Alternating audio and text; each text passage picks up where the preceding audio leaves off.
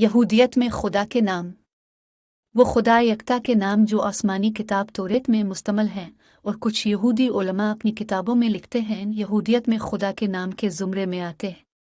ان کی فہرست اس طرح ہے۔ توریت میں سب سے زیادہ جو اسم استعمال ہوا ہے وہ الوہم اور یہوہ ہے۔ توریت میں یہوہ 6823 مرتبہ اور الوہم 156 مرتبہ آیا ہے، اور کئی بار یہوہ الوہم ایک ساتھ بھی ملتا ہے۔ ہوا کے لغوی معنی وہ رب وہ ذات کے ہیں۔ عربی میں یہ لفظ آوا یعنی وہ، اور لفظ الو عربی میں اللہ کی صورت اختیار کر گیا۔ توریت میں درج عبرانی زبان کے کئی اسماء الہی عربی میں منتقل ہوئے، جیسے شلوم سلام اور الفاخات احد، علیون اعلی، ماکوم قیوم، ملکنو مالک، مالکہ مالکم، مالک المالک۔ توریت میں ایک نام ادونائی میرے رب بھی آیا ہے، جو کنان لفظ ادو اس سے ماخذ ہے، جس کے معنی ہیں رب۔ اس کے علاوہ حضرت موسیٰ نے الوہی اسرائیل کا خدا، بل مالک، ذن الگوسر، رب عرش عظیم، جبکہ حضرت ایوب نے الوہا اور حضرت دانیال نے اللہ کو اسم الہی قرار دیا۔ توریت میں اس کے علاوہ جو اسماء الہی درج ہیں، ہم یہاں آپ کے سامنے ان کے معنی کے ساتھ پیش کر رہے ہیں۔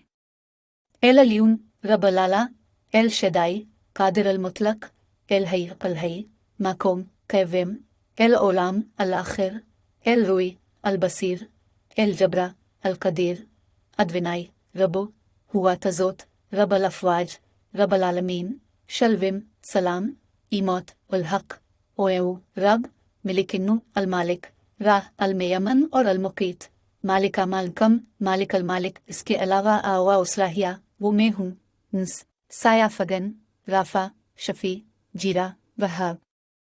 ایک ہوا وہ ذات، دو الوہم الوہیم خادی، تین الخادی، چار علیون الیان خادی تعالی، پانچ الف الو خادی، چھ الشدوائی الشدائی خدائی قادر مطلق، سات الروی الاروائے بصیر دیکھنے والا، آٹھ شلوم شالوم سلام سلامتی والا، نو ایا اشر ایا وہ میں ہوں، 10 ادونائی آدونائی میرے رب، 11 الاحد ایک خدا یکتا احد، 12 اشم ہیشم وہ نام پاک نام،